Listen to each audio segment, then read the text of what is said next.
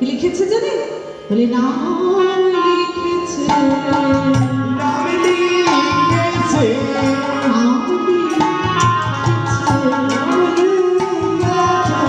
রায়চরণে কৃষ্ণ নাম লিখেছে, রায়চরণে কৃষ্ণ নাম লিখেছে, বাবা মাতা অক্ষরেতে রায়চরণে কৃষ্ণ নাম লিখেছে। ওই না বাঁকা বাঁকা অক্ষরেতে রায়চরণে কৃষ্ণ নাম লিখেছে।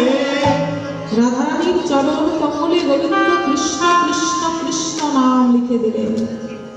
রাধারানী বলছে, হে প্রাণনাথ, সামান্য আহিরিনী গোয়ালিনী আমি, তোমার এই পবিত্র নাম তুমি আমার মতো গোয়ালিনীর চরণে কেন তুমি লিখলে?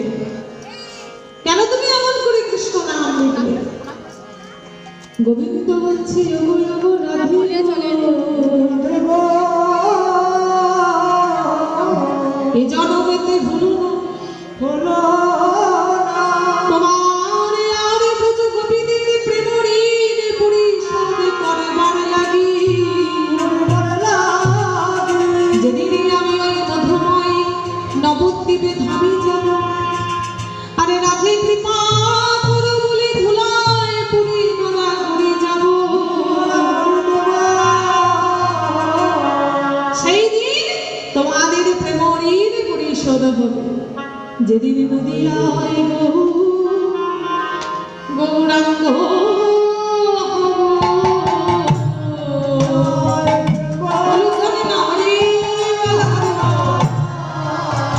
যেদিন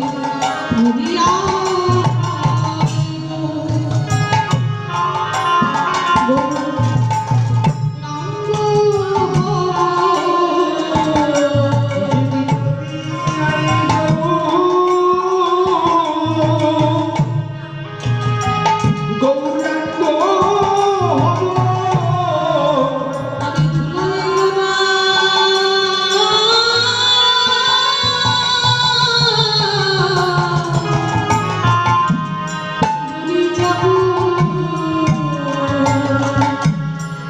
যেদিন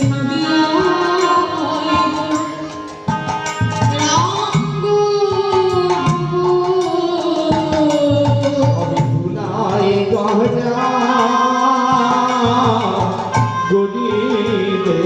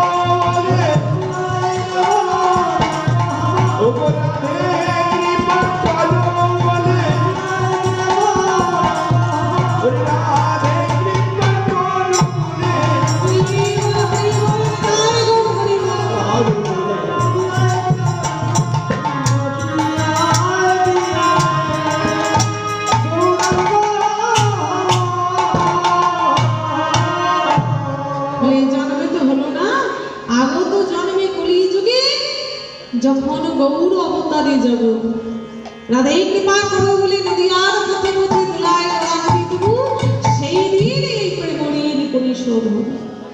কৃষ্ণ কৃষ্ণ কৃষ্ণ নাম লিখে দিয়ে গেলেন। তাই গোবিন্দ রাধা রানীর চরণে। এবার দেখুন, ইচ্ছা না থাকলেও তো বিদায় দিতে হচ্ছে। অনিচ্ছা সত্ত্বেও গোবিন্দ রাধা রানীকে বিদায় দিচ্ছে। গোবিন্দ দাঁড়িয়ে আছে আর রাধারানী সখীদেরকে সঙ্গে নিয়ে প্রস্থান করলেন আপন গৃহ মাঝে। রায়ধনী ফিরে চলে গেল, রায়ধনী অগ্নি ফিরে চলে গেল, রায়ধনী ফিরে চলে গেল,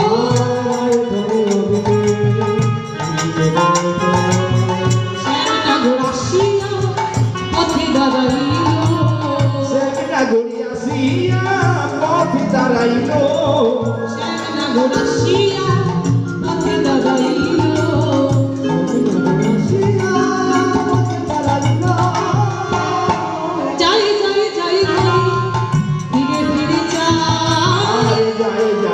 বনে ফিরে ফিরে চায়